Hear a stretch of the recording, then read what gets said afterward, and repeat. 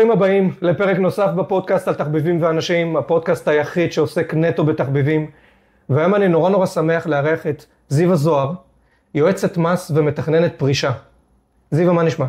בסדר גמור, כיף להיות פה. כיף לארח אותך. יש המון פרקים והמון תוכן באינטרנט, והמון פודקאסטים על ייעוצי מס ועל תכנונים. ואנחנו רוצים למקד את הפרק הזה בנושא של ייעוץ מס, דווקא לעסקים קטנים, עסקים שעוסקים בתחביבים, סטודיואים, מורים שמלמדים מהבית, מורים שמלמדים בחוץ. יש מורים שיש להם עבודות היברידיות, הם גם עצמאים וגם שכירים. זאת אומרת, כל המאפיינים של מורים לתחביבים, אנחנו בעצם רוצים לדבר בפוקוס לתחביבים. אז לפני שנתחיל ככה, בואי תספרי לנו ככה בכמה משפטים על עצמך. אוקיי, אז קודם כל, שלום לכולם. כמו שהוא הציג אותי, אני זיווה זוהר, אני יועצת מס בהגדרה, עם משרד בחולון, מטפלת בכל העצמאים, גם הקטנים, עוסקים פטורים, מורשים, החזרי מס לשכירים, הצהרות הון וכל מה שקשור בזה. ברקע שלי, 29 שנות ניסיון בתחום הכספים, חשבות שכר, עושה משכורות בהיקפים מאוד גדולים, וזה עיקר היומיום שלי, ואני חיה את העצמאים הקטנים, אז כיף להיות. מעולה. אז זה בדיוק ייגע לנו בתוכן שאנחנו רוצים ובקהל היעד. אז בואי רגע נצלול פנימה ונדבר. אני מוזיקאי, סיימתי ללמוד ברימון, אני מדריכת פילאטיס, סיימתי מדריכות, אני רוצה להיות עצמאי. אוקיי? מה השלב הראשון שבעצם צריך לעשות? אוקיי, אז קודם כל השלב הראשון הוא להבין שאתה, את, לא משנה מי זה, לא יכולים על פי החוק להתחיל לעבוד כעצמאים. אם אתה שכיר ומקבל תלוש, כאילו והלכת לאיזשהו מכון שלקח אותך כמדריכה, לקח אותך כמדריכה ומוציא לך תלוש על זה, זה בסדר גמור. אבל אם את רוצה ממש לקבל לקוחות באופן עצמאי, את לא יכולה להתחיל לעבוד או לגבות כסף ולו שקל אחד, עד שלא פתח תיקים ברשויות.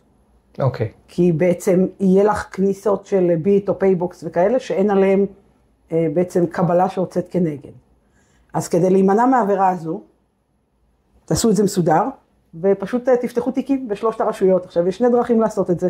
או שאתם עושים את זה לבד, שזה אין בעיה, אין חובה בחוק לקחת מייצג שיטפל בך, ויש אפשרות בהחלט לעשות את זה לבד.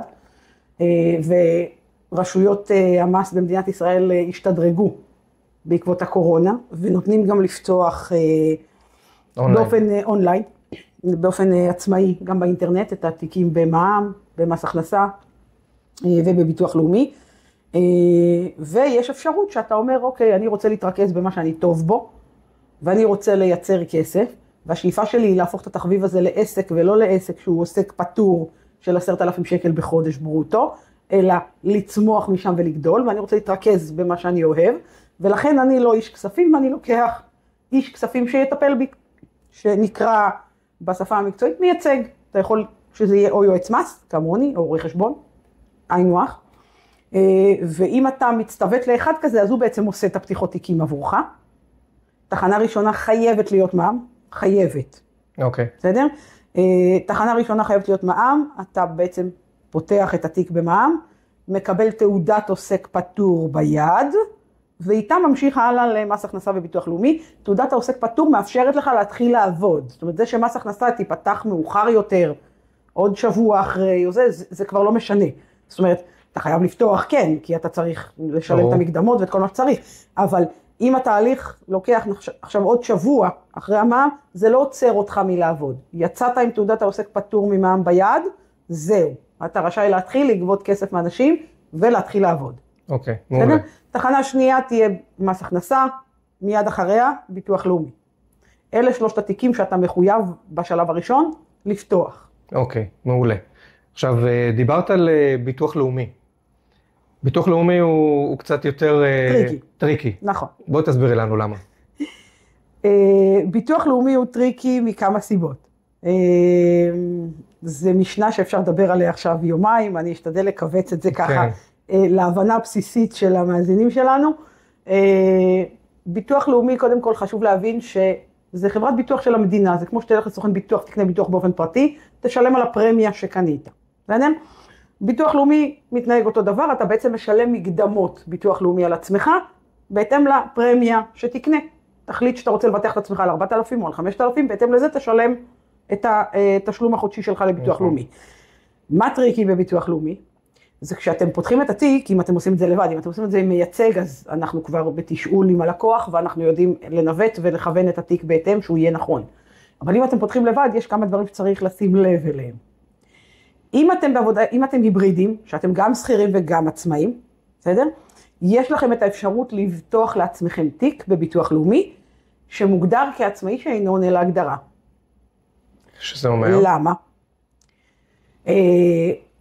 קודם כל, זה אומר לביטוח לאומי, אני מצהיר שאני עצמאי, זה בסדר, אבל אני לא רוצה לקנות מכם ביטוח, כאילו תדעו שאני עצמאי, אבל יש לי מקור אחר מאחוריי, השכיר, שמשלם את הזכויות שלי בביטוח לאומי. אוקיי. אז אין לי עניין לשלם פעמיים, כאילו הכל בסדר. מה ההשלכה של זה? ההשלכה של זה היא שכל גמלה שתצטרך מביטוח לאומי, לצורך העניין אישה שסיימה יוגה ואחר כך נכנסה להיריון ורוצה לקבל גמלת דמי לידה, אוקיי? לא תוכל לקבל דמי לידה על ההכנסות שלה כעצמאית. על האחוז הזה? על ההכנסות שלה כעצמאית בלבד. אוקיי. על ההכנסות שיש לה כסחירה בתלוש, היא תקבל דמי לידה מתוקף היותה סחירה, הכל בסדר. אוקיי. אבל ההכנסות שלה כעצמאית לא יחשבו לה גם בנוסף. זאת אומרת, אם היא בנתה על זה שכסחירה היא מרוויחה 6, וביוגה או בעיסוק שהיא עושה, היא מרוויחה עוד כ3, והיא בנתה על דמי לידה של 9, לא יקרה. היא תקבל דמי לידה על 6. ולמה? מכיוון שהיא הודיעה לביטוח לאומי, אני לא צריכה מכם גמלה, אל תבטחו אותי. אני עצמאית, אבל לא צריכה ביטוח, ואל תדאגו בקשר לכיסוי הביטוחי שלי לביטוח לאומי, כי השכיר משלם עליי. ואז בעצם הביטוח שמשולם הוא ביטוח עבור השכיר. אז את כל הגמלאות שלה היא תקבל על השכיר שלה בלבד. העצמאי לא נחשב. הבנתי. בסדר? חשוב לשים לב שלעצמאי שאינו עונה להגדרה גם יש קריטריונים. זאת אומרת, ברגע שהצהרת לביטוח לאומי שאתה עצמאי שאינו עונה להגדרה, הם בעצם מצפים לראות שאתה עובד פחות מ-12 שעות בשבוע בעסק, ומרוויח פחות מ-2,500 שקלים. אם זה תמונת המצב, אז אתה יכול להיכנס לקטגוריה הזאת, ולהבין אבל מתוך הנחה, שגם אם אחר נפגעת בעבודה ואתה רוצה גמלת עבודה, ההכנסות שלך כעצמאי לא מבוטחות. זאת אומרת, זה משהו שכאילו חייבים לשים על השולחן. אין גמלאות אם הגדרת את עצמך כעצמאי שאינו עונה להגדרה. רוב העסקים ההיברידים עושים את זה מתוך רצון להימנע מכפל תשלום. בסדר? נכון או לא, זה שלכם. אני לא פה לשפוט את אף אחד. אבל חשוב להבין שכאילו יחד עם זה שאתם רוצים להימנע מכפל ביטוח לאומי, יש לזה מחיר בצידו. אני חושב שהמון אנשים נורא טועים מחוסר הבנה בנושא הזה של תיאום מס. המון אנשים למשל, קודם כל אם הם שכירים והם רוצים להיות עצמאים, הם קודם כל או שהם מפחדים לעשות את הצעד הזה, או שהם אומרים אולי אני אעשה אבל אני אעשה בשחור, או שאולי אני אעשה את זה באיזושהי צורה כזו או אחרת, במינימום, כדי שזה לא יהיה לי יותר מדי. אבל לפי דעתי יש כאן איזשהו חוסר הבנה שאנשים קצת לא מבינים את היתרונות ואת החסרונות שיש לזה. יש חוסר הבנה בכלל גדול בכל מה שקשור בנושא הזה, לאו דווקא מהטעמים של תיאום מס. דבר ראשון, הפחד מלהתעסק עם הבירוקרטיה. זה אחד. נכון. 2, הפחד היותר גדול הוא, וואי, עכשיו יציצו אותי בים של כסף, כאילו יקראו אותי ים של תשלומים, ואני לא אצא מזה. אז כאילו, רגע, נעצור את זה בצד, לא צריך. אם יקראו אותי בתשלומים, לא צריך, אז לא ניגע. והדבר השלישי הוא שמי שכבר כן מספיק אמיץ, ואומר, אוקיי, רגע, נחקור טיפה, נבדוק, נשאל, נתעניין, נקרא איזה משהו באינטרנט, ננסה להבין איפה אני עומד, וכן רוצה לעשות את הקפיצה הזאת וכבר כאילו נכנס לתוך זה. חוסר ההבנה שם נובע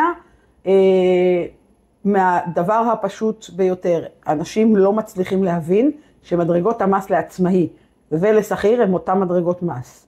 כלומר, לו היית שכיר והיית מרוויח עכשיו 10,000 שקל, ויש לך X נקודות זיכוי, כי כל אחד בהתאם לנקודות שלו, בסדר? היית משלם X מס הכנסה, הוא יורד לך בתלוש מהברוטו, נגיד שלצורך העניין אתה מרוויח 10 ברוטו, יורד מס הכנסה, ביטוח לאומי, קופות הפנסיה שלך וכל הטוב הזה, קיבלת נטו לחשבון הבנק 8,000 שקלים. מה רואה אותו אדם? איזה יופי, נכנס כסף, לא יוצא, רק נכנס. הדלטה כבר שולמה, הוא לא רואה אותה פיזי. נכון. מה קורה במצב של עצמאי? ירוויח את אותו 10, יכניס את אותו 10, לא ירוויח, בסדר? יכניס את אותם 10,000 שקל ברוטו, כמו שהוא בשכיר, אוקיי? אבל את הדלטה של 2,000 שקל הוא יצטרך להוציא מהכיס, כדי להישאר עם אותם 8. אבל מצד שני הוא רואה, נכנס 10, אבל וואי, שילמתי 2,000, קראו אותי. בהבנה, את אותם 2,000 שילמת גם כשכיר. אתה פשוט לא רואה אותם, כי רק נכנס הכסף, שזה יפה. בסדר? מדרגות המס לעצמאי ולשכירים, אותם מדרגות מס. אני חושב שזה סופר חשוב להבנה, להרבה אנשים שמפחדים לעשות את הצעד הזה. נכון, אז קודם כל מדרגות המס זהות, זה משהו שהם צריכים להבין ולקחת בחשבון. זאת אומרת, אם עכשיו תעבוד ב-6 וב-4, בסדר? בשני מקומות עבודה, כשכיר, אוקיי? תעשה תיאום מס אצל שני מעסיקים שכירים, תקבל פה 6 ופה 4, כמובן מס הכנסה יעשה לך איזשהו תיאום מס בהתאם למדרגות שלך, בהתאם לנקודות הזיכוי שלך, ובפועל אתה תשלם את המס כמה שאתה צריך, מתוך ה-6 וה-4, ותישאר עם הדלטה. אוקיי. גם אם תהיה אצל שני מעסיקים, בסדר?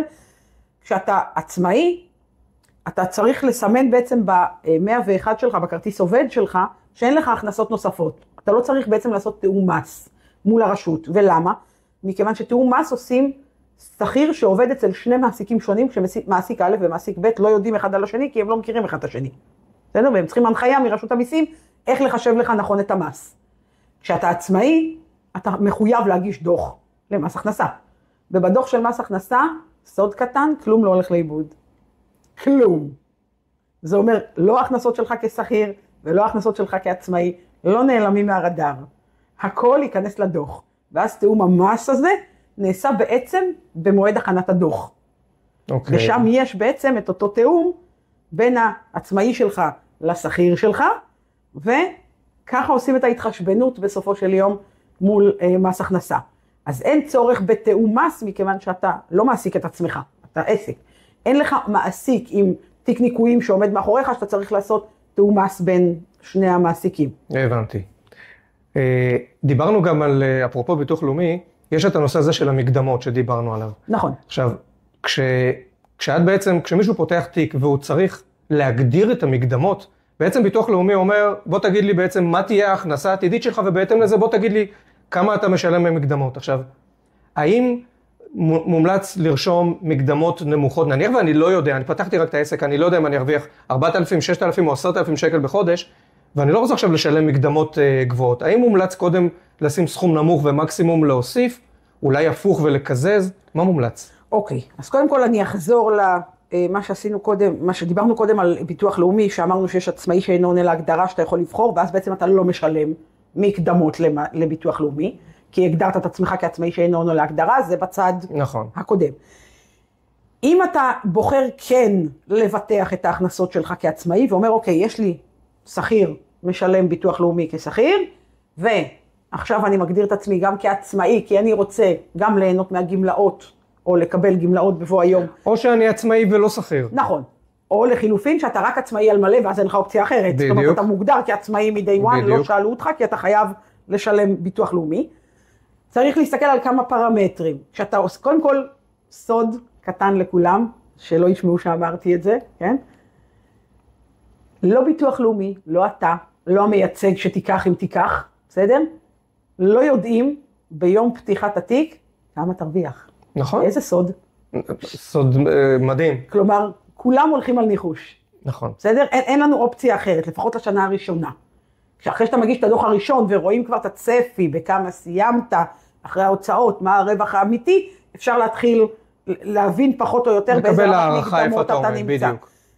בתחנה הראשונה שאתה פותח, אתה תצטרך כבעל עסק עצמאי, בסדר?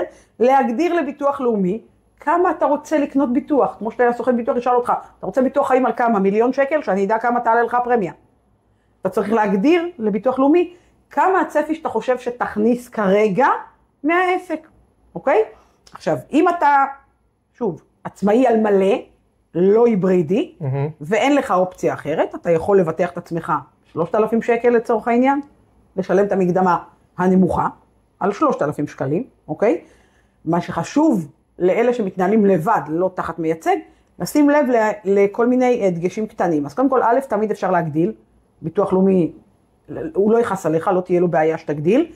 חשוב שיבינו שאם הם מגדילים את עצמם באמצע שנה, ביטוח לאומי הוא שנתי. נכון. אין אמצע שנה. אם הגדלת את עצמך באמצע שנה, אתה תקבל הפרשים רטרו החל מינואר. אוקיי. בסדר? קודם כל לחסות את הרטרו, והחל מהחודש שבו הגדרת הגדלה, צפונה, תחויב במקדמה הגבוהה יותר. זהו, כאילו באופן תדיר אחת לחודש. אבל את ההפרש, נגיד קנית ביטוח ב3,000 שקלים, עכשיו אתה רוצה להגדיל ל5, כי ראית שגדלת בהכנסות, ואתה רוצה עכשיו לבטח את עצמך ב5. בסדר? אז הדלטה של אותם 2,000 שקלים שעליהם לא שילמת מינואר עד יוני, בסדר? את ההפרש הזה אתה תקבל במה שנקרא תשלום מרוכז, אתה כמובן יכול לחלק את זה לתשלומים, כן, שום דבר הוא לא, בוא תשים לי ארגז של כסף על השולחן ותלך, אתה תקבל את ההפרשים האלה כמה שנקרא חוב, אחורה, והחל מיולי עד סוף שנה, כבר תשלם במקום, אם שילמת קודם 250 ועכשיו גדלת ל-300, אז החל מחודש יולי תשלם 300 על בסיס קבוע, זאת אומרת בלי הפרשים וכאלה. אבל תצטרך לחסות את ההפרשים מינואר עד יוני על אותם 2,000 שקלים שכביכול לא שילמת עליהם, כי שילמת לפי 3. בסדר? ומה קורה במצב הפוך? אם ההכנסה שלי פחות ממה שצפיתי, שמתי מקדמות שהן גבוהות, כי חשבתי שהמשכורת שלי תהיה X, ובעצם המשכורת שלי יותר נמוכה. אוקיי, אז את זה אתה תדע כשתגיש את הדוח. רק בסוף השנה. נכון. זאת אומרת, אין אפשרות באמצע השנה לעשות דאונגרייד, בעצם, כמו שעשינו עכשיו. יש אפשרות לעשות דאונגרייד, כן? בסופו של דבר צריך להבין שביטוח לאומי, אתה לא מגיש דוח לביטוח לאומי. אין חיה כזאת, אתה מגיש דוח למס הכנסה. נכון. כלומר, ביטוח לאומי מעתיק, בסדר? לוקח את הדוח אחרי שהגשת אותו למס הכנסה, לוקח את הדוח, מעתיק אותו, שם אותו אצלו. כשהוא מעתיק ממס הכנסה, הוא רואה כמה סיימת, באיזה רווח סיימת, רווח אמיתי, סיימת. עכשיו, מה זה רווח אמיתי? הרווח אמיתי, הרבה נוטים לחשוב, כמה שהכנסתי זה מה שהרווחתי. לא. בסדר? כמה שהכנסת זה כמה שהכנסת, כמה שהרווחת זה אחרי ניכוי הוצאות. ברור. בסדר? ברור לי, ברור לך. לא ברור להרבה מאוד עסקים קטנים שאומרים, הרווחתי החודש 4,000 שקל. אז אני אומרת לה, אוקיי, איך את יודעת? קיזזת את ההוצאות? לא, רק הקבלות שמילאתי זה 4,000 שקל. אוקיי, אז לא הרווחת 4,000 שקל, כי מתוך ה4,000 קבלות שהוצאת, יש לנו הוצאות לקזז. בסדר? אז הרווח הסופי, חשוב שיבינו גם הצופים שלנו, רווח נקבע הכנסה פחות הוצאות. בסופו של יום, כשתגיש את הדוח, ביטוח לאומי ידע כמה הרווח האמיתי שאיתו סיימת. עכשיו, למה אתה יכול לעשות upgrade במהלך השנה? אבל את ה-upgrade שאתה עושה רק על ההכנסה בלבד, זאת אומרת, אתה מתעלם מההוצאות. כי הרי, אתה עוד לא יודע את הרווח שלך, הביטוח לאומי עוד לא יודע את הרווח. כשאתה אומר לו, אני מבטח את עצמי על 4, אתה מדבר על 4 הכנסה. אתה לא מדבר על 4 רווח, כי אף אחד לא יודע עדיין כמה הרווח שלך. אוקיי? אז אם תעשה upgrade ל3, אבל בסופו של דבר תסיים עם רווח של 3.5, דיינו שילמת 500 שקל פחות כפול 12, זה 6,000 שקל, על ה-6,000 שקל האלה תצטרך להשלים את אחוז הביטוח הלאומי עבור כל השנה. זאת אומרת, אם אני לסכם, את ממליצה לשים מקדמות לעסק ששנה ראשונה, שלא יודע עדיין מה ההכנסות שלו, את ממליצה לשים מקדמות כמה שיותר נמוכות? שוב, זה תלוי בסיטואציה של בעל העסק. קודם כל, אם זאת אישה, בסדר? אוקיי. סליחה שאני ככה מגדרית מפרידה. אם זו אישה ויש לה בתכנון, היא התחתנה או עתידה להתחתן תכף, ויש לה בתכנון, אולי היא תיכנס להיריון וכולי, אז השיקול של כמה היא מבטחת את עצמה הוא שיקול מאוד מאוד מאוד חשוב שהיא צריכה לקחת.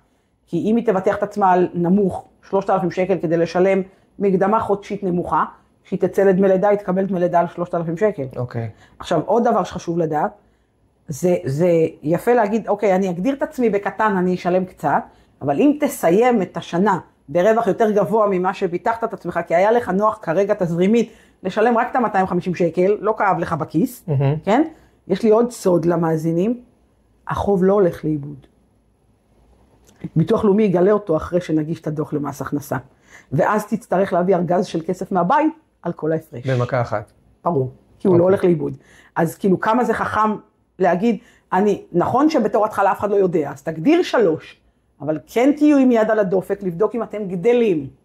ואם אתם עוברים את 3, באופן סיסטמטי, כבר חודשיים רצוף נגיד, אתם רואים שאתם במגמת גדילה, אוקיי? תרימו דגל לעצמכם אם אתם עושים את זה לבד, אם אתם מול מייצג, תרימו דגל למייצג, כי המייצג לא רואה אתכם בשוטף כמו עוסק מורשה אחת לחודשיים, תרימו דגל למייצג רגע, תפנו אליו, תגידו, אני כבר חודשיים רצוף בגדילה שהיא מעל 3, בוודאות, הגעתי כבר ל4, החודש אני כבר ב4.5, בסדר? בוא נחשוב מה עושים מול ביטוח לאומי, אוקיי? ואז בעצם שווה להגדיל גם במחיר של לשלם את הרטרו, כי הרטרו הזה תצטרך לשלם אותו. בוודאי, במקום לשלם במכה אחת סכום גדול. לא, הוא לא נעלם. מעולה. אז עדיף לך להטריע, להרים את הדגל, לשלם את המקדמות שלך נכון, גם לטובתך מבחינת גמלאות, לנשים בעיקר, ופה אני גם אפנה שוב לנשים העצמאיות שעושות את זה כתחביב או כעסק נוסף, ביום שאת מגלה שאת בהיריון, בסדר? קודם כל מזל טוב, אבל התחנה הבאה שלך צריכה להיות בעצם, אם את מתנהלת לבד, זה לרוץ לביטוח לאומי ולהגדיל את המקדמות שלך, קודם כל כדי שתהני מדמי לידה גבוהים יותר, ואם את תחת מייצג, אז מיד להרים דגל המייצג ברגע שגילית, כי כל עוד זה באותה שנה, אנחנו עוד יכולים לאזן את זה ולהגדיל את המקדמה שלך רטרו מינואר, ולהגיד אנחנו על הסכום הזה, כדי שכשתצאי בעוד 9 חודשים לדמי לידה, כבר יהיה מוגדר ששילמת את כל שנת המס הזו, על הכנסה גבוהה יותר, ותוכלי ליהנות מבעצם דמי לידה גבוהים יותר. סופר חשוב. יש המון עסקים, מורים לתחביבים, שמלמדים מהבית. זה יכול להיות מורה לציור שיש לה סטודיו בבית, זה יכול להיות יוגה, יש המון שמלמדים מהבית. יש כאלה גם שמלמדים בחוץ, אבל תכף ניגע בזה. לאלה שדווקא עובדים מהבית, מה נורא חשוב לדעת בכל מה שקשור למיסוי, לביטוחים? אוקיי.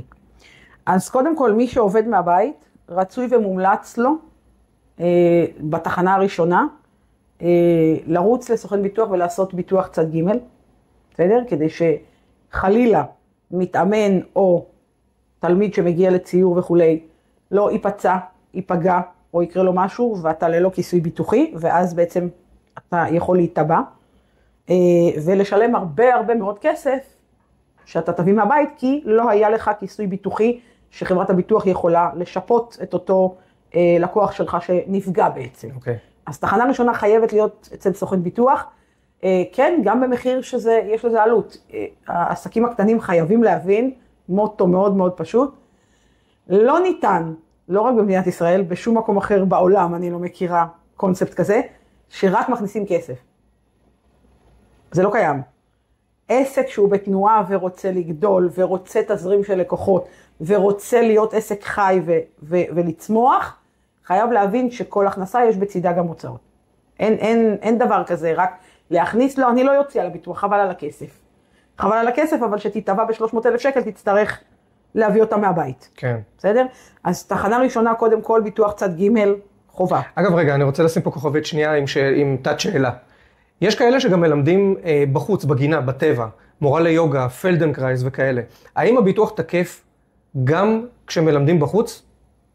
קודם כל, כשמלמדים בחוץ, יש הרבה מאוד פרמטרים גם של אחריות העירייה, אם היא שמה מכשול או לא שמה מכשול באותה איפה זה נופל תחת אחריות המורה? אבל אחריות המורה, קודם כל, חשוב שיהיה לו ביטוח צד ג', כי אם אותו לקוח, בלי קשר לתביעת העירייה, כן, אם היה שם מכשול או לא מכשול, או כל מיני סיפורים שבהגדרות החוק, שאני לא עורכת דין, תודה לאל, מספיק לי הצהרות שלי, אבל במקביל הוא יכול גם לתבוע את המאמן, לצורך העניין, בתביעה אזרחית, ולהגיד, אני באתי להתאמן, וכתוצאה מהאימון שברתי רגל, ועכשיו אני עם גבס חודשיים, לצורך העניין. אז חשוב שיהיה לו ביטוח שמכסה אותו, כדי שהוא יוכל לפנות לחברת הביטוח ולהגיד, אוקיי, תשלמו או תגיעו לפשרה או מה שזה לא יקבע. הביטוח השני שחשוב מאוד, וחשוב להבין שצריך אותו, בסדר? והרבה מאוד עסקים קטנים לא מבינים שצריך אותו, זה ביטוח אחריות מקצועית. לחלק מהעסקים, בסדר? מורה לציור, אני לא יודעת כמה אחריות מקצועית צריכה להיות לה, אבל נגיד מדריכה ליוגה, או לפילאטיס שלמדה במקום מקצועי באמת ויש לה תעודה, ולא למדה איזשהו קורס באינטרנט והחליטה שמחר היא מורה ליוגה, אלא באמת הלכה ללמוד, כמו אותו מוזיקאי שלמד ברימון, כמו אותה מדריכת יוגה שהלכה ללמוד בבית ספר ממש מוסמך ומקצועי, וכביכול אמורה לדעת מה היא עושה, אוקיי? אם מחר הלכתי אליה לשיעור יוגה, והיא עשתה לי איזושהי תנועה שגרמה לי עכשיו לאי תזוזה ברגל, כי היא עשתה לי את התנועה בצורה לא נכונה. עכשיו היא אמורה להיות מקצועית, כי היא למדה, ויש לה תעודה ליוגה מבית ספר שהוא מוסמך. אני יכולה לבוא ולטעון, היא עשתה לי רשלנות. היא לא יודעת מה היא עושה, כי היא עובדה שנפגעתי. אוקיי? וברגע שאני אתבע אותה על רשלנות, היא תצטרך להביא הרבה מאוד כסף מהבית. עכשיו, אם יש לה ביטוח אחריות מקצועית, אוקיי? אז היא בעצם פונה לחברת הביטוח על התביעה הזו, ובעצם חברת הביטוח משלמת. כמובן שזה יגרור בצידו כמו ברכב, טבעת, אז הפרמיה תעלה ותגדל, כן? אבל חשוב שזה יהיה, גם אם אתה לא, ואני מקווה שלא ישתמשו, אבל חשוב שתהיה ביטוח אחריות מקצועית, קודם כל. זה למי שעובד מהבית, גם למי שעובד בחוץ, אחריות מקצועית, כאילו זה must. אגב, יש המון, אם אנחנו חושבים על זה, מאמני ריצה, מאמני כושר. נכון. אנחנו רואים היום בפארקים, הפארקים מלאים במאמני כושר, נכון. יוגה, פילאטיס, פלדנקרייס, נכון. המון עובדים נכון. בחוץ, נורא חשוב שיבינו את הנושא הזה נכון. של האחריות. וגם אם אתה עובד בסטודיו שאתה סוחר. זה על אחת כמה וכמה. אז כאילו מחר נופלת משקולת למישהו על הרגל. ברור. מה קורה עם זה? ריסקת לו עכשיו את האצבעות של הרגל. איפה זה עומד? אז הביטוחים זה דבר כאילו מאוד חשוב למי שעובד מהבית. גם מי שעובד בחוץ, אבל בכלל, חשוב להבין שחייב לעשות את הביטוחים, שיהיו לך את הבקאפים האלה, בסדר? הדבר השני, שמי שעובד מהבית צריך לדעת שהוא יכול לקבל חלק מההוצאות שלו, העסקיות, על העובדה שהוא עובד בבית. עכשיו, צריך נורא לשים לב ולהיזהר, איזה הוצאות אתה לוקח, קודם כל לא כל הוצאה היא מוכרת, כן? זה לא, מס הכנסה לא מממן לך את כל הבית. בסדר? בדרך כלל ההנחה הגורפת היא שחדר אחד בבית מתוך כלל החדרים משמש לצורכי עבודה, כלומר אם יש לך 3 חדרים, השליש מההוצאה תהיה מוכרת, אוקיי? בחשמל נגיד. שליש מהחשמל הוא הוצאה מוכרת מתוך כלל חשבון החשמל, כי חדר אחד משמש לעבודה ולא כל הבית, אוקיי? אז חשוב לשים לב לזה. לטובת אותם חבר'ה צעירים שבעצם עובדים בבית, אבל הדירות שלהם דירות מושכרות, אוקיי? צריכים לשים לב, טוב, בעלי הדירה מדווחים, ואתם חותמים על זה גם בהסכם השכירות שלכם, שהדירה מיועדת למגורים בלבד, לא לצורכי עבודה. המשמעות היא שבעל הדירה שלכם מקבל פטור על שכר הדירה כדירת מגורים, ולא כעסק. זה אומר שאם אתם תתבעו ארנונה כהוצאה, בעל הדירה שלכם, שירצה למכור את הדירה, העירייה יכולה לבוא ולהגיד לו, טבעת בעצם ארנונה עסקית, כי דרשו את זה בהוצאות האלה שגרו אצלך בבית. ומתוקף זה שטבעת ארנונה עסקית, אז אנחנו רוצים שתשלם גם את ההפרשים בגין עסק ולא בגין דירת מגורים. שלא נדבר על החשיפה מול מס הכנסה, כי אם אתה הופך את זה לעסק, אתה אמור להוציא חשבונית על שכר הדירה הזה. אז כמו שהם לא יכולים להזדכות על שכר הדירה, כי אין להם חשבונית ביד, בדיוק מהסיבה הזו, שבעל הדירה מגדיר את הדירה כדירת מגורים, שימו לב, לא לתבוע הוצאות ארנונה. במידה ואתם גרים בסחירות. וגם אם זה בית שלכם. כי אם זה בית שלכם, ותתבעו 1/5 ארנונה, או 1/3 ארנונה, או 1/4 ארנונה, כאילו חדר אחד בבית, בסדר? מחר תרצו למכור, תבוא העירייה, ותגיד לכם, רגע, טבעתם 1/4 מהדירה כעסקי. תשלמו לי עכשיו את הפער כעסקי, לא כדירה פרטית. אז על מה אני כן בעצם יכול לנסות לקבל זיכוי חלקי מהדירה? אמרנו חשמל. זה קודם כל. מי שבתחום עיסוקו צריך לגעת במים, לצורך העניין, מישהי שעושה עוגות בבית, ספר שמקבל בבית ועושה החלקות, או מספר, או עושה צבע, או כאלה, ובאים אליו הביתה. מי שמטפלת בפדיקור ומניקור וכאלה, וצריכה את כל הגיגיות מים שהיא מטפלת, תוכל לקבל גם את אותו אחוז במים, בסדר? אם יש לה שימוש במים. אוקיי? ומי שנגיד עושה טיפולי פסיכותרפיה, לא צריכה מים. אז כאילו לא יכירו לה במים, בסדר? זה לא הוצאה. מי שמחזיק בבית את תמי 4 ומשלם באופן שוטף את הדמי שירות של תמי 4 כרוטינה, אז כמובן החשבונית הזאת של ה-69 או 71 שקלים, כמה שזה לא יוצא, מוכרת כהוצאה, בסדר? מי שמחזיק בבית מכונות קפה וקונה קפסולות, בנפרד, לא עם כל קניות הבית, הבשר, הגבינות, החלב, הדגים, התבלינים והסיגריות והבירות, לא, בנפרד, להפריד את החשבונית של קפסולות הקפה, בסדר? יוכל לקבל את הקפסולות קפה כהוצאה. אני חייב לקנות את זה בנפרד, אני לא מבין, אם אני הולך עכשיו לסופר ואני קונה את זה על הדרך, יגידו לי, לא, זה שייך לבית, אלא אם כן אני אומר לקופאית, תעשי לי רגע את זה בחשבון נפרד. נכון. אוקיי. ההיגיון שעומד מאחורי זה שהסכום של הקפסולות עכשיו יהיה זניח לעומת כל קניות הבית שלך.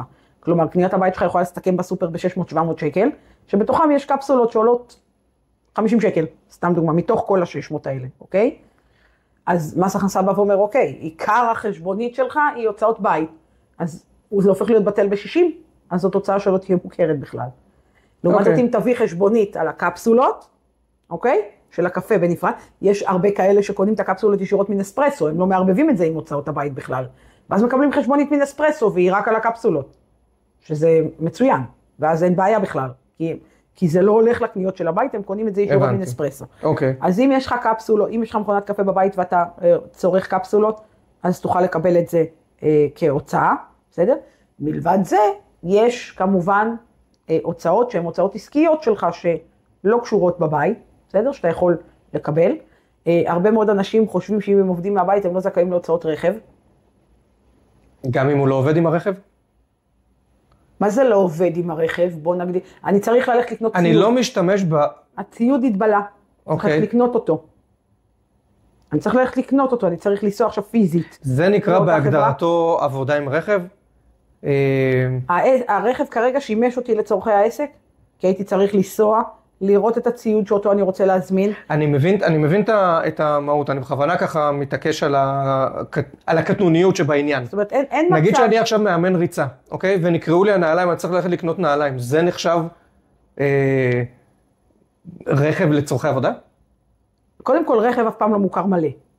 בסדר? אפילו, רכב כן, הוא תמיד בשימוש מעורב. אוקיי? הוא גם עסקי וגם פרטי, לכן אתה גם לא מקבל את ההוצאה במלואה. אוקיי. בסדר? אף אחד מאיתנו כעצמאים לא מקבלים את ההוצאה על רכב במלואו. לא את התיקונים, לא את הטיפולים, לא את הדלק, לא את, כאילו שום דבר. הוא לא מלא, כי השימוש הוא שימוש מעורב תמיד. נכון. בסדר? אבל אני אקשב ואשאל אותך, בלי הנעלי ספורט שלך כמאמן ריצה, כן? בלי נעלי הספורט שלך, תוכל לחזור ולייצר הכנסה? לא. אתה יחף? לא. אז קיבלת תשובה.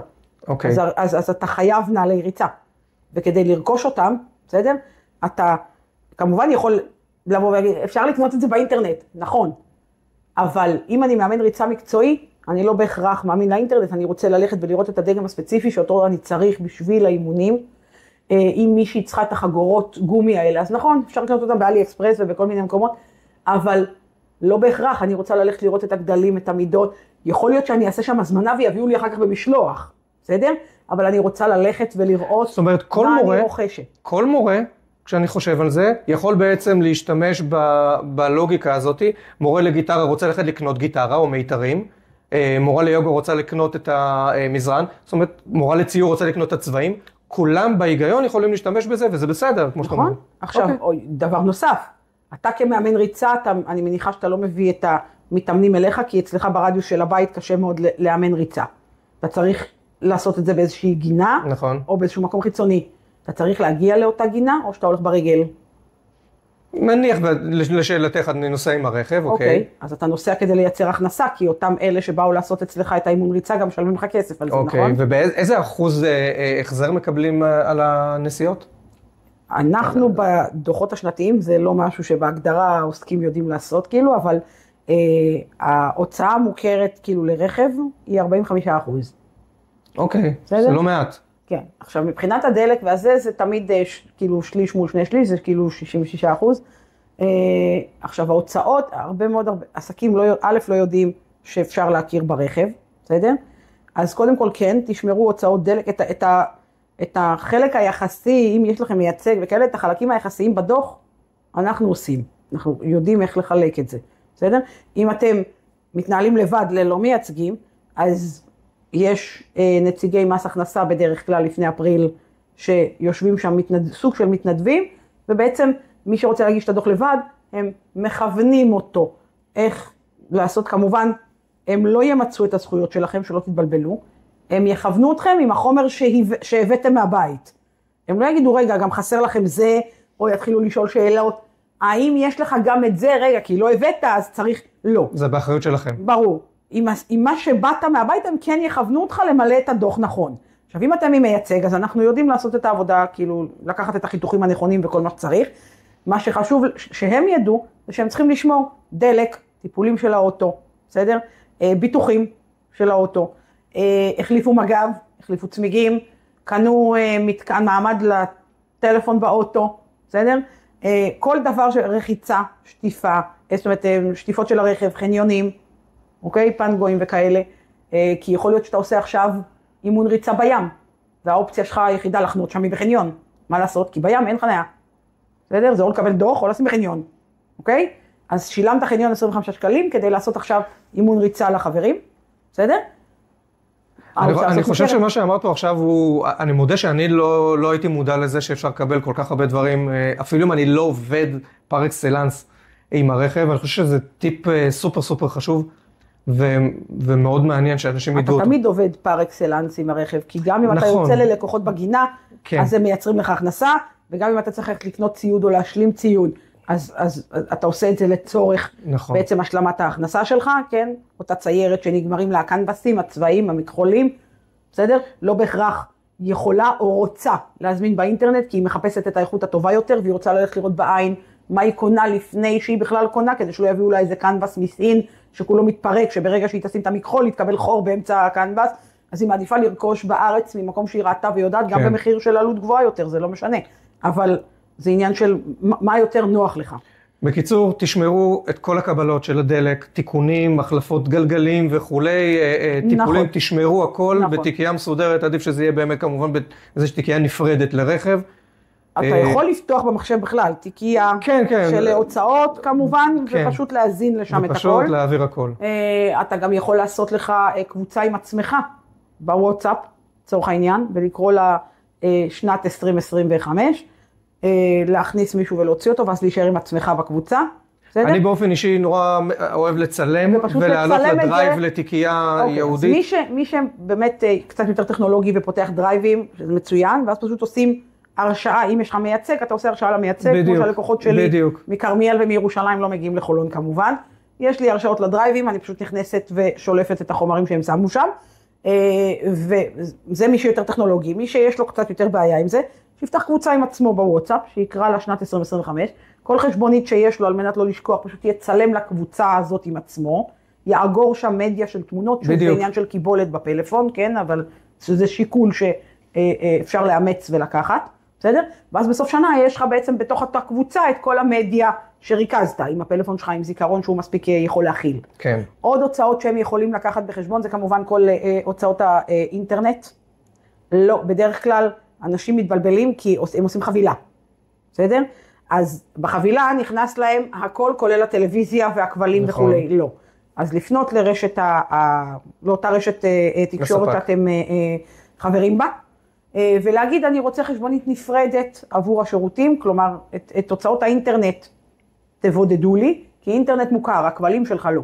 אבל האינטרנט כן, אוקיי? האינטרנט מוכר, שאתה יכול לקבל אותו כהוצאה. עכשיו באינטרנט יש לך גם ספק וגם תשתית, אז שניהם כמובן. ואם מישהו עוד לא שמר את החשבוניות, זה הזמן להרים טלפון לספקים, לקבל במיילים את החשבוניות ולהתחיל לשמור אותם.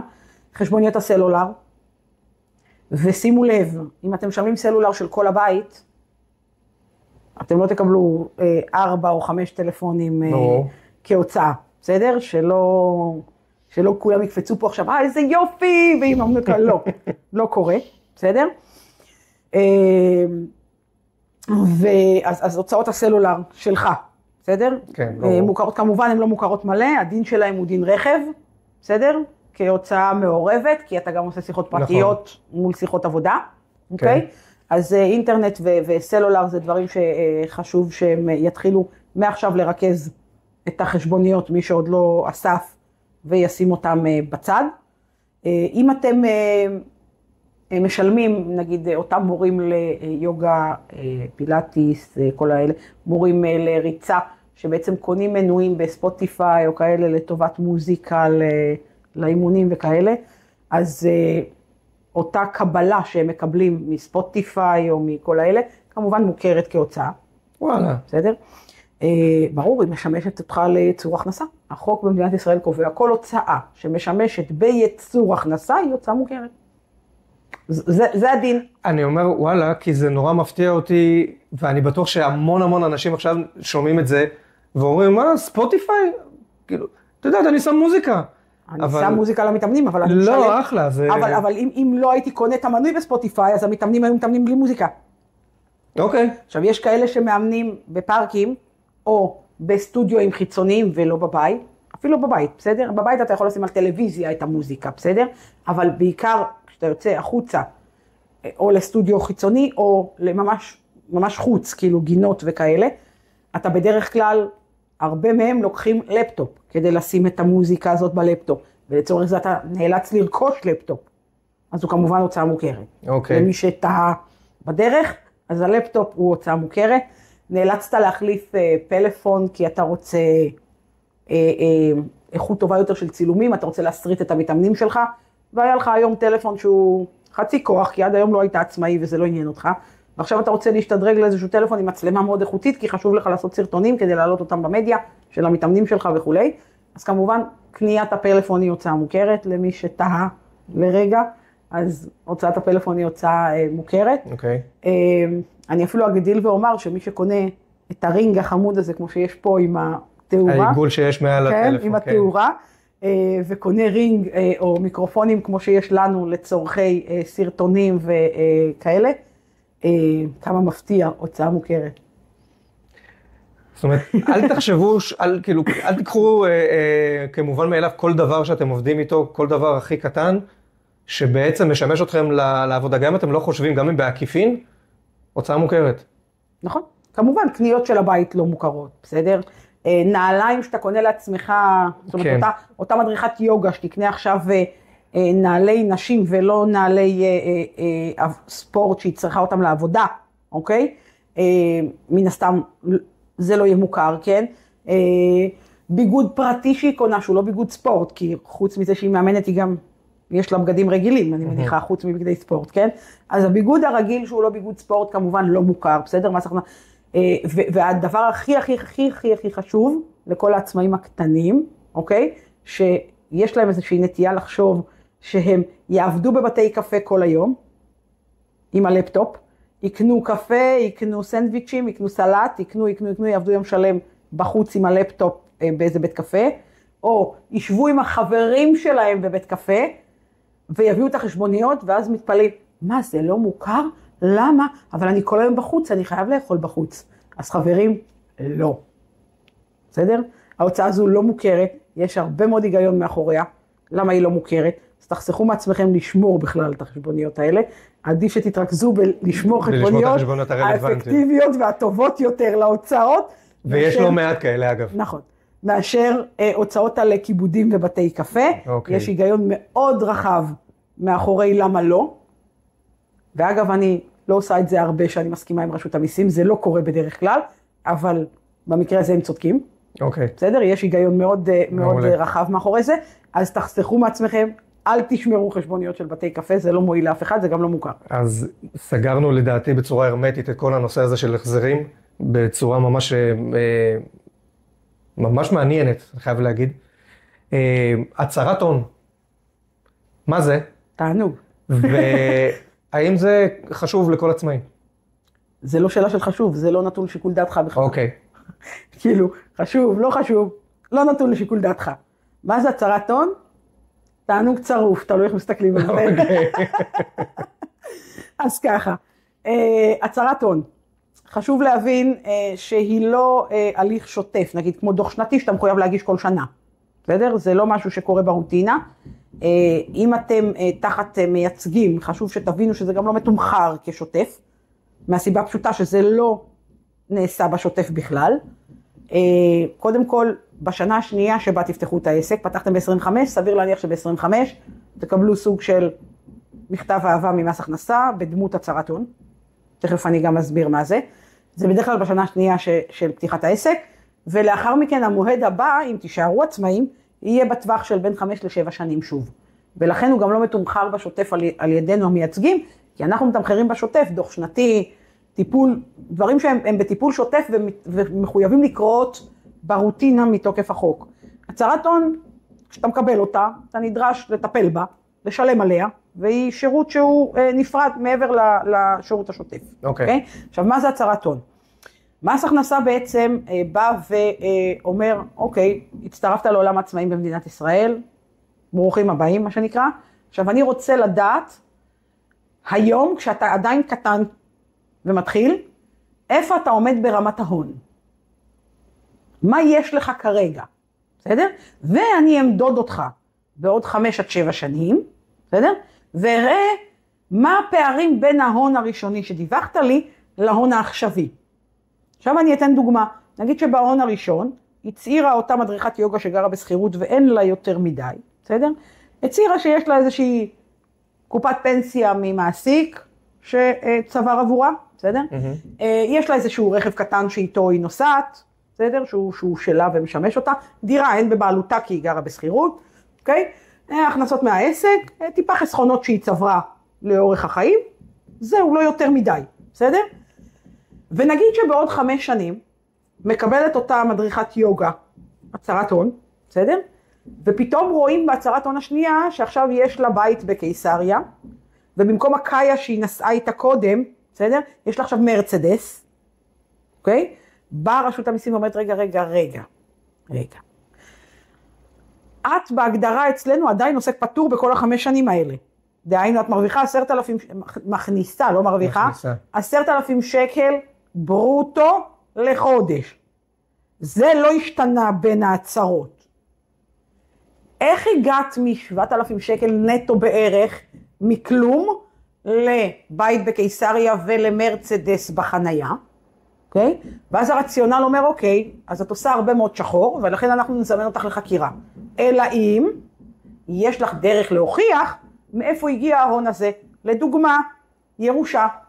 ואז יש צו ירושה שמוכיח, הנה ירשתי את הבית בקיסריה. בסדר? אז לכן יש לי עכשיו בית, אוקיי? ירשתי כספים בבנק מההורים בנוסף לבית בקיסריה, כי ההורים שלי מאוד עשירים. ירשתי גם כספים, בכספים האלה קניתי את המרצדס והתפטרתי מהקאיה. הנה הסמכתאות של מה שמשכתי, אוקיי? ולכן יש לי הסבר הגיוני וחוקי כמובן, מאיפה נולד הפער. ואז מס הכנסה רגוע שאתה בעצם לא מעלים כסף בשחור, כי הרי לא יכול להיות שתישאר על אותה רמת הכנסה, ופתאום תגדל בפער תאומי. אוקיי? זה הרציונל שעומד מאחורי הצהרת ההון, אוקיי? כמו שאמרתי, היא לא ניתנת לבחירתך או לשיקול דעתך. חשוב מאוד במהלך השנים לשמור אסמכתאות, במיוחד אחרי שקיבלתם את הראשונה, בסדר? להבין שהשנייה תקרה בעוד 5 עד 7 שנים, אז בפער הזה כל דבר שיש שקשור בהון שלכם, בסדר? אם זה ירושה, אם זה קבלת כסף במתנה, אם זה כאילו מההורים סכומים גדולים בעודם בחיים, כן? העבירו לכם כספים, אם זה קניתם דירה במהלך הזמן כי זכיתם במחיר למשתכן ולקחתם משכנתה, ואת ההון הראשוני שמתם מכספי הפנסיה שדיווחתם עליהם, פדיתם קופת הפנסיה שלכם או פדיתם קרן השתלמות שהייתה לכם, שדווחה בהצהרת ההון הראשונה בכלל, פדיתם אותה. חשוב לשמור את התיעוד על משיכת הכסף הזה. חשוב לשמור את התיעוד על המשכנתה שתיקחו כדי לרכוש את הבית. כי כשיגיע בעוד 5 שנים, יגידו לך מאיפה קנית הבית? אתה על אותם 10,000 שקל, מאיפה הבאת הבית? ואז בעצם אתה יכול להגיד, הנה, היה לי קרן השתלמות שדיווחתי עליה בהצהרת ההון הראשונה, הנה הפדיון שלה, הנה הניירת, הנה המסמכים מהבנק שלקחתי משכנתה על כל היתרה של מחיר הדירה, הנה חוזה הדירה, אוקיי? ואז יש לך הסבר להגיד, לא גנבתי את הכסף, השתמשתי בעצם בהון חיצוני של הבנק, והון פרטי שלי מקרן השתלמות שדווחה כחוק בהצהרה הראשונה. זאת אומרת, מה שהם רוצים זה שתסבירי את הפערים בין הצהרת ההון הראשונה להצהרת ההון הנוכחית, ובעצם את המקור לכספים. את המקור לכספים, לגידול, אם יש גידול. אם נשארת אותו דבר, אין פה, או גדלת ברמה סבירה של, סתם דוגמה, 10,000 שקל לשנה גידול, או 15,000 שקל לשנה גידול, זה משהו שאתה יכול כאילו להסביר אותו, זה שוטף. כן. אבל אם באת בגידול של פער ונשארת עם אותה רמת הכנסה, אתה מבין שזה מדליק זרקור מאוד אדום, מאיפה כל הכסף הזה הגיע. זה קודם כל. וחשוב שאותם עצמאים קטנים יבינו, לגבי הצהרת הון, שהצהרת הון ראשונה, הבסיסית ביותר, היא הכי חשובה. עליה נבנים אחר כך כל ההצהרות האחרות. בסדר? הרבה מאוד עצמאים קטנים לא רוצים לשלם את הכסף למייצגים כדי לעשות את זה, ועושים את זה לבד. יש לי גם פה סוד קטן שלא ישמעו אותי בהקלטה. לרוב הם עושים את זה לא נכון. זה יפגוש אותם בהצהרות הבאות, והם יהיו אחר כך בבעיה, ויצטרכו לשלם לנו המייצגים, הרבה מאוד כסף שנוציא אותם מהבעיה שהם נכנסו אליה, כי ההצהרה הראשונה שלהם לא הייתה מספיק מגובה, ואין להם עכשיו איך, הם לא ידעו בכלל שהם צריכים לשים קרנות פנסיה של מעסיקים, הם חשבו שזה מה שקשור לעצמאי, אז הם לא שמו את כל קרנות הפנסיה, כן. ועכשיו כשהם קנו איזושהי דירה או נכס או רכוש, הם בעצם השתמשו בחלק מהכספים האלה, אבל הם לא היו מדווחים מלכתחילה, עכשיו אין להם איך להוכיח מאיפה יש להם את הנכס הזה, בסדר? ומס הכנסה מזמן אותם לחקירות. אז אני מבטיחה לכולם שהחקירות האלה, ולהכין הצהרת הון מתוקנת, נכונה, אמיתית, תעלה להם כמעט פי 4 אם לא פי 5 מעלות הצהרת הון רגילה. וזה גם לוקח אותי לנושא האחרון שאנחנו נדבר עליו, שזה הדוח השנתי. עכשיו, למה זה לוקח אותי? כי אני באופן אישי חושב שאפילו אנשים שהם חושבים שהם יודעים והם מכירים ראיית חשבון או ועשו וכאלה, תמיד עדיף לקחת מייצג שיעשה לך את הדוח השנתי.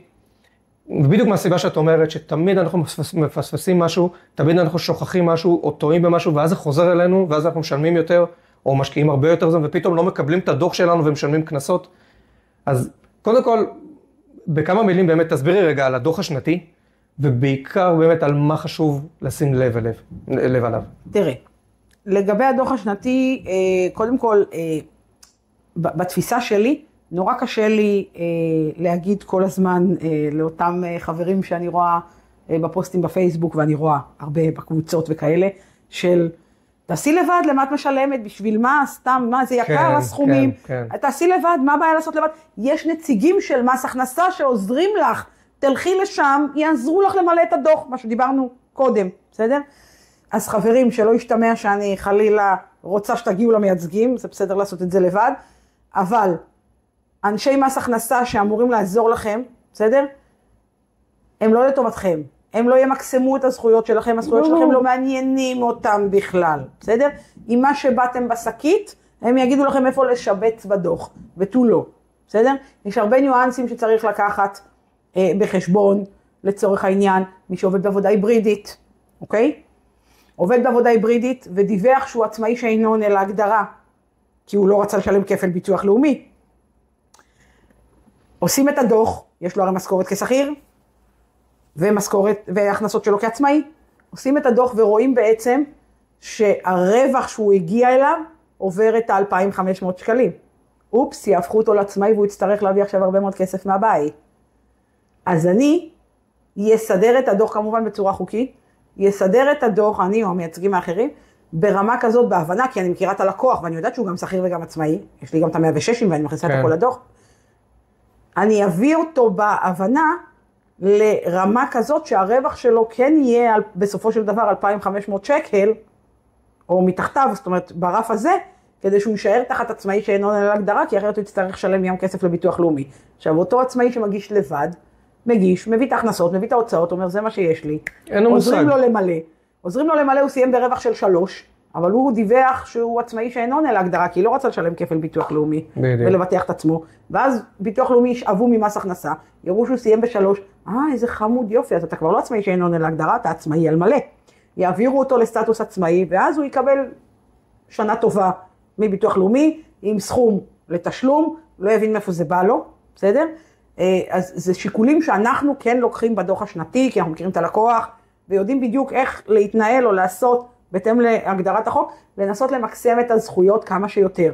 לחילופין אני אגיד בצד השני, שאם את בעבודה היברידית, ואני יודעת שאת הגדרנו אותך, כי אני יודעת שנכנסת להיריון, וכמובן שיתפת אותי ואנחנו בתוך התהליך, ואני יודעת יפה מאוד, שהגדלנו לך את הביטוח לאומי, כדי שתקבלי דמי לידה, גם כשכירה וגם כעצמאית, כי לקחנו את זה בחשבון, אבל אני ביטחתי אותך סביב 5, בסדר? ואני רואה שאם אני אגיש לך את כל ההוצאות, את תגמרי ברווח של 4. ואז תקבלי דמי לידה רק על 4. זה לא משנה ששילמת על 5. מה שקובע זה הרווח הסופי שאיתו סיימת בעצם. אז אני יודעת שאם אני אגיש את כל ההוצאות שלך, את תגמרי ב4 ולא ב5. נכון שתקבלי החזר מביטוח לאומי על אותו פער ששילמת, זה בסדר. אבל דמי הלידה שלך יקבעו לפי 4. ואני רוצה שהם יישארו לפי 5, אז אני חלק מההוצאות בכלל לא אכניס לדוח, בשנה הספציפית הזו. וזה בדיוק הנקודה. יש כל כך הרבה דברים שאנחנו לא מודעים אליהם, כאנשי העסק עצמו ולא כאיש המקצוע, כמייצג, גם בהתנהלות מול הרשויות עצמם. הרי גם כשהמייצג מגיש דוח, אף פעם זה לא הולך חלק ויש back and forth, ויש משהו אחר בהתעסקות מול הרשויות, בין אם זה אתה מתעסק או בין אם זה מייצג, וזה יכול לחסוך לכם המון המון המון כסף בסופו של דבר, זמן וכסף. נכון, עכשיו אנשים, העצמאים הקטנים לא מבינים את זה, כי הם מחפשים מה, מייצג אמר לי, הם כותבים בפוסטים, מייצג אמר לי 1,500, 1,800 שקל לדוח, וזה, העסק שלי ממש קטן, למה אני צריך לשלם 1,800 שקל, חברים, אני תמיד נותנת את זה כדוגמה לכולם, לכל מי שמדבר איתי, כמוטו, בסדר? כשכואב לכם השן, אתם צריכים לגשת לרופא שיניים והוא נאלץ לעשות עקירה. אתם משלמים לו 600 שקל עבור העקירה, כי כואבת לכם השן וצריך להתפטר ממנה, אין מה לעשות. יש לי גם פה סוד. אותי הסבתות לימדו שאם קושרים חוט לדלת ומושכים חזק, השן יוצאת. הנה חסכתם 600 שקל. מה יהיה טיב העקירה שעשיתם, ואם השארתם שורשים או גרמתם נזק לחניכי, זה נגלה בהמשך. בדיוק. בסדר? אבל להוציא את השן ולחסוך 600 שקל, אפשר בקשירת חוט לדלת. לימדו אותי את זה. זה פטנט אדיר. אתה חוסך 600 שקל, ככה חי על המקום. אז למה אתם רוצים לשלם לרופא שיניים? למה אני, כשאני צריכה עכשיו לעשות אימוני יוגה לעצמי, או אימוני פילאטיס לעצמי, בסדר? אני הולכת למכון ומשלמת מנוי לפילאטיס, או לוקחת מדריכה שתעשה לי את זה אחד על אחד, כי אני קצרה בזמן, ואני רוצה שזה יותם לשעות שלי, ושאני אהיה לבד, שאף אחד לא יהיה סביבי, ושתתרכז רק בי. למדת. את רוצה שיגיעו אליך לקוחות בזכות המקצוע שלך, ובזכות מה שאת יודעת. כמו שאת רוצה שהלקוחות יבואו אלייך, את צריכה להבין שבצד השני יושבים גם בעלי מקצוע שהם יודעים מה הם עושים. בדיוק. ואם לך חשוב לכל אחד מכם, כעצמאים, בעצם להבין בהבנה שביום מן הימים אתם רוצים לגדול ולהתפתח ולצמוח, בסדר? אם תישארו על 10,000 שקל ברוטו לחודש, בסדר? עדיף שתוכלו להיות שכירים, וכאילו, כל הרעיון הוא שתתרכזו במה שאתם אוהבים לעשות. בסדר? אני מאוד אוהבת את מה שאני עושה, את העיסוק שלי, מול הרשויות, את המיצוי זכויות לאנשים, וכמה שיותר, כן? כשאני צריכה לעשות עכשיו איזשהו משהו שיווקי או פרסומי לעסק שלי, משלמת למעצבת גרפית ומשלמת לה באהבה, קחי, אני לא אשב להתעסק עם זה עכשיו 4-5 ימים, ב4-5 ימים האלה אני אייצר כסף, קחי תעשי, תשלחי לי את זה מחר, תודה רבה, נגמר הסיפור. לא מעניין אותי להתעסק בזה, מעניין אותי לייצר כסף במה שאני טובה בו, ובזה תתרכזו, כי חבל. אני חושב שזה היה משפט נורא מדויק לסיים אותו. זיווה, היה לי פרק נורא מעניין. אני באופן אישי למדתי ממש המון, אני בטוח שכל מי שהאזין וצפה בפרק הזה למד המון. אני חושב שיש המון מורים שהחשיבה הראשונה שלהם הם באמת איפה אני יכול לחסוך ואיפה אני לא יכול להשקיע, לא מבינים שזה בסופו של דבר או שיעלה להם יותר, או שזה בסופו של דבר יבוא בעוכריהם. אז קודם כל תודה רבה על כל הטיפים, על כל המידע, ותודה שהתארחת אצלנו. שמחתי להיות פה, ואם מישהו אחד ייקח את הדברים האלה ובאמת יישם, ויעשה אותם כמו שצריך מה שנקרא, ויבין שהעסק זה הלב שלו ובזה הוא צריך להתרכז, מבחינתי אנחנו לפני פסח, דיינו. תודה רבה. תודה רבה.